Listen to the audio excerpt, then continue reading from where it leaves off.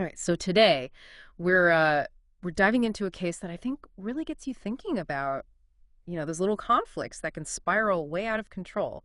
It's December 21st, 2013.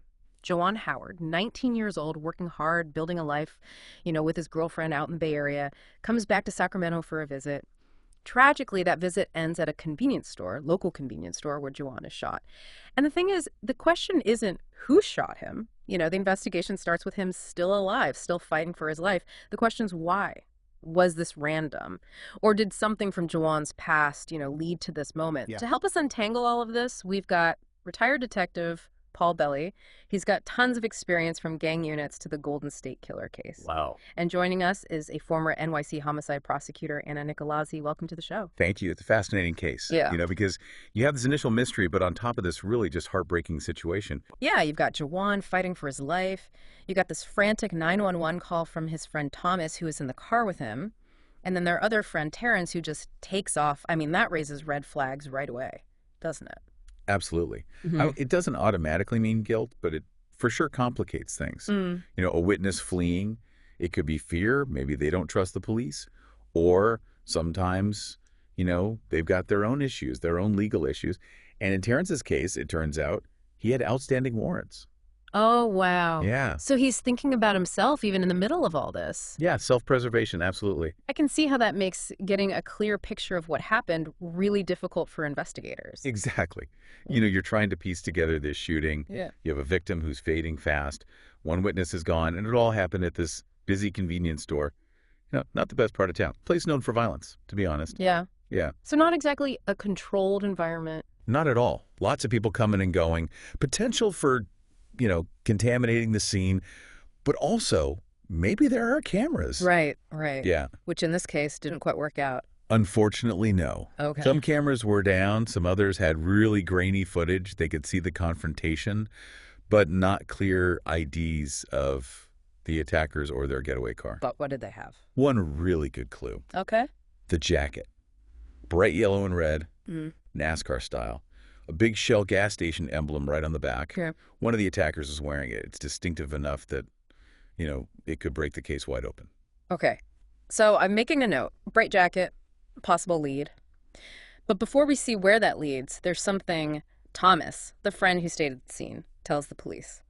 This changes the whole direction of the investigation. He said he heard one of the attackers say, "You jumped me," right before the shot. You jumped me. Yeah. Wow. Yeah. 3 words, but they completely reframe this whole thing. It's not some random act of violence anymore. Exactly. Now it's personal. You jumped me. Yeah. It means there's a history, a previous fight, maybe some long-running beef. Suddenly, revenge is a very real motive. And the investigators, they shift their focus to Jawan, trying to find out, did he have enemies, grudges that could explain this? So they start digging into his past, and what do they find? Well, they uncover this incident from 2 years earlier, a fight between Jawan and this guy, Tuan Jackson. It all started because of an altercation with Jawan's little brother, William. Apparently, William and a friend were harassed at a park by Tuan Jackson. So this whole thing started with just a park incident? It seems so. Jackson's younger brother had thrown a rock at William and his mother. There was this heated exchange, ended with Jackson slapping William. Oh, wow. Yeah. Classic sibling rivalry taken to a whole other level. What did Jawan do when he heard about this? Well, Jawan, being the protective older brother, he confronted Jackson at the park, told him to pick on someone his own size. They fought, and Jawan won. So this wasn't just some random, encounter at a gas station. There was this history, bad blood brewing for years. But does one teenage fight really explain a shooting years later? That's the question, right? And it gets even more complicated because the investigation uncovers another incident later that summer, where Jackson tried to attack Jawan again while he was walking with his girlfriend. None of this was ever reported to the police. So a simmering grudge that no one knew about, and then suddenly it explodes into this. I imagine at this point, investigators are feeling pretty confident. They've got their motive. They got their main suspect in Tuan Jackson. They're getting closer. But remember, this is 2013. They need hard evidence to tie Jackson to the crime scene, not just a story about a fight 2 years ago. So what's the missing piece? Think back to that chaotic scene. Witnesses said one of the attackers grabbed the steering wheel before hitting Jawan. Forensic teams dusted the car, and they found a clear palm print. Oh, wow. Yeah, That feels like a huge break. it was. And it gets better. The print matches Tuan Jackson. But here's the catch. Fingerprint technology back then, it couldn't tell you when the print was left. It could have been days, weeks even, before the shooting. Oh, so it places him at the car, but not necessarily at the shooting itself. Right. Not enough for a warrant to search his home. They needed more. Luckily, Detective Belly had kind of a unique advantage. Before homicide, he worked as a probation assistant. Oh. Yeah, So he knows how probation searches work. exactly. And guess what? Tuan Jackson, he was on probation. Oh, wow. They secure the house, making sure there are no firearms. And while they're doing that, one of the officers spots something incredibly incriminating on Jackson's bed. Wait, don't tell me. The jacket. The one and only. Oh, wow. Lying right there. Piece of mail addressed to Tuan Jackson right on top of it. Okay, that feels like a slam dunk. Fingerprint at the scene, distinctive jacket found in his room. What happens when they confront Jackson? You'd think he'd crack. Okay. Right. But no, he stays calm, cool, and collected, denies any involvement, says, I wasn't there. I have no idea what you're talking about. He just denies it all. Completely. Which, as we'll discuss later, is a tactic that can sometimes backfire in a big way. So we left off with Tuan Jackson, our prime suspect in the Jawan Howard shooting. Looking at all this evidence, the fingerprint, that crazy distinctive jacket, and he just denies it all. It's called a negative confession, and it's this fascinating thing. Mm-hmm. On the surface, it seems so counterintuitive. Like, why would you maintain innocence when you're clearly caught? Right. It's like you're doubling down on the lie when the truth is staring you right in the face. Exactly. And sometimes it is a strategy, legal strategy. The thinking is if you confess, you're going down. Okay. But if you just hold firm, maybe, just maybe, you can introduce enough doubt to sway a juror or two. So it's a gamble. A big one, yeah. Because when a negative confession backfires, it can be even worse than a straight-up confession. Yeah. Imagine you're a juror. You've seen the evidence, you've heard the witnesses, and then the defendant gets up there and tells you to your face, none of it is true. It's like they're insulting your intelligence. Right. It makes you question everything they say, even if there were parts of their story that might have been believable otherwise. So in a way, Jackson's denial could have been what really sealed his fate. But before we get to the trial, I'm curious. Detective Belly had this evidence. We called it a slam dunk. Why not just go straight for the arrest? Well, remember that other friend, Terrence, who ran from the scene, he had those warrants. Yeah. And while that explains why he took off, it also makes him, a less than ideal witness. Right. Someone who is already dodging the police might not be so keen on cooperating in a murder investigation. Right. And you have to think about the dynamics at play, right? Was there gang involvement? Was Terrence afraid of retaliation if he talked?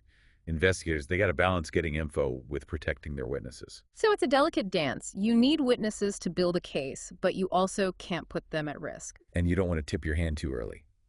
If Belly had arrested Jackson right away, based on just the jacket and the fingerprint, it might have scared Terrence off even more, made him less likely to come forward. So holding back, waiting for the right moment, was a strategic call. It was. And it shows how important good old-fashioned detective work is. It's not just about the forensics. It's about understanding people, building trust, and using that to get the information you need. Which is what Belly eventually does, right? He sits down with Jackson for an interview. He does. But not until he has all his ducks in a row. The fingerprint, the jacket, and even cell phone records that contradict Jackson's alibi. So by that point, it's less of an interview and more of a confrontation. You could say that.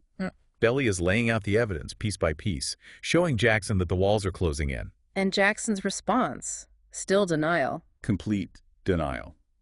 Which takes us back to that negative confession. It's this fascinating puzzle. Is he delusional, believing his own lies? Or is he so desperate to avoid the consequences that he clings to this made-up story, hoping against hope that it'll work? I guess we'll never know what was going on in his head.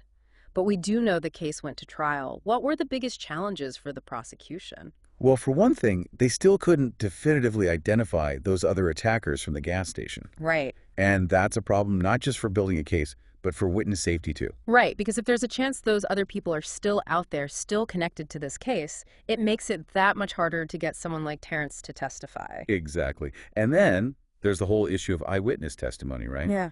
Which is notoriously unreliable. Especially in a high-stress situation like a shooting, neither Thomas nor Terrence could pick Jackson out of a lineup. So even with the physical evidence, the fingerprint, the jacket, the prosecution was still up against it, how'd they overcome those challenges? Well, remember how we talked about those negative confessions sometimes backfiring? Hmm? This is a perfect example.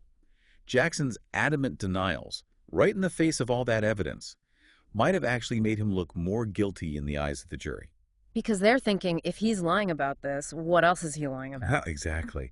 And then there's this moment in the trial that, you couldn't script it if you tried. Jackson's own mother takes the stand for the defense, Uh-huh.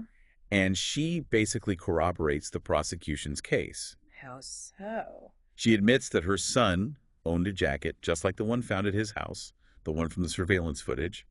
She even mentions he had those distinctive dreadlocks with the blonde tips, just like witnesses described. Wow. Talk about an unintentional assist to the prosecution. Right. So with all of that, the negative confession, the mother's testimony, what was the verdict? Well, after a pretty short deliberation, the jury finds Tuan Jackson guilty of first-degree murder. He's sentenced to 25 years to life, plus an additional 25 years because of the firearm. Right. That's what's called a firearm enhancement. Basically, it's an extra penalty tacked onto the sentence because a gun was used. So in the end, justice was served. But I keep thinking about the why of it all. This wasn't a robbery. It wasn't a drug deal gone wrong. It was a fight, years old, that, most people probably didn't even remember. It really drives home the point that violence doesn't always have some big, obvious motive. Hmm. Sometimes it's fueled by, hurt, pride, ego, a grudge that just sits there and grows until it blows up. And in this case, that explosion had these awful consequences, not just for Jawan, but for everyone who loved him. And we'll talk more about those ripple effects and what we can learn from all of this when we come back for the final part of our deep dive. So we're back, and I don't know about you, but this case, it's been a real roller coaster ride. We saw how this, chance encounter, really just a teenage fight, set off this whole chain of events that led to, well, to someone losing their life. Yeah. It's taken us through, forensics, legal strategy, even the psychology behind those negative confessions. But I got to say, what really sticks with me is just how random it all seems. Detective Belly called these nonsense homicides, and I think he's right on the money with that. Yeah, we expect murder to have these big, dramatic motives, right? Like money, revenge, crimes of passion. But here, it's a grudge. And it's from a fight years ago, a fight that most people had probably forgotten all about. Right. And that's what makes it so disturbing, so hard to really grasp. If violence can come from something that seems so small, how do we even begin to predict it? How do we prevent it? It's this scary reminder that even the tiniest conflict, if it's left to fester, can have these really huge consequences. And in this case, those consequences, they went way beyond Jawan. Oh, absolutely. There's the impact on his family, his girlfriend. They were planning a future together. All of that shattered. And then there's his younger brother, William. He took his own life not long after the shooting. He just couldn't handle the grief. God, it's another layer of tragedy to this whole story. It makes you think about the lasting trauma, the unseen wounds that violence leaves behind. Yeah, and it raises this question. Yeah. How do we heal from something like this? You have the legal system, justice is served, but that doesn't take away the pain. It doesn't, no. So much of the conversation around crime focuses on the people who did it, the investigation, the punishment. But what about the victims? What about the families that are left trying to put their lives back together? Yeah, we don't talk about that enough. And there's no easy fix, no one solution. But I think it has to start with just acknowledging how complicated grief is. Understand that healing, it doesn't have a timeline. And realizing that everyone grieves differently, right? Some people find comfort in faith, others in therapy, some in activism, taking their grief and turning it into something positive. Exactly. It's about finding what works for you, for your family, your community. It's about having support, whether it's loved ones, therapists, support groups, to help you through it. And maybe, just maybe, by talking about it more, by sharing these stories of loss and resilience, maybe we can create a space where people don't feel so alone in their grief, where they know they can get help, where we can start to really address what causes violence in the first place. I think you've hit on something important. We tend to see violence as this isolated event, but so often it's the result of, so many things. Social inequality, a lack of opportunity, unresolved conflicts, and yeah, even those nonsense motives. So as we wrap up this deep dive, I think the question we're left with is, what can we learn from Jawan's story? How do we stop these tragedies from happening? It's complicated, but I think the conversation needs to start somewhere. And maybe that starting point is recognizing that we all have a part to play. It's about, being more aware of what we say and do. It's about stepping in when we see conflict escalating, supporting those organizations that are working to address the roots of violence. It's about pushing for policies that encourage peace and understanding. Yeah. It might sound a little idealistic, but I think there's real power in those small acts of kindness, in trying to build bridges instead of walls. Maybe that's the real legacy of this case, of Jawan's life. A reminder that even when faced with a tragedy that makes no sense, we can still choose hope, we can still choose compassion, and we can work towards a world where stories like his are less and less common. Well said. And on that note, I think we'll wrap up this deep dive. Thanks for listening, everyone.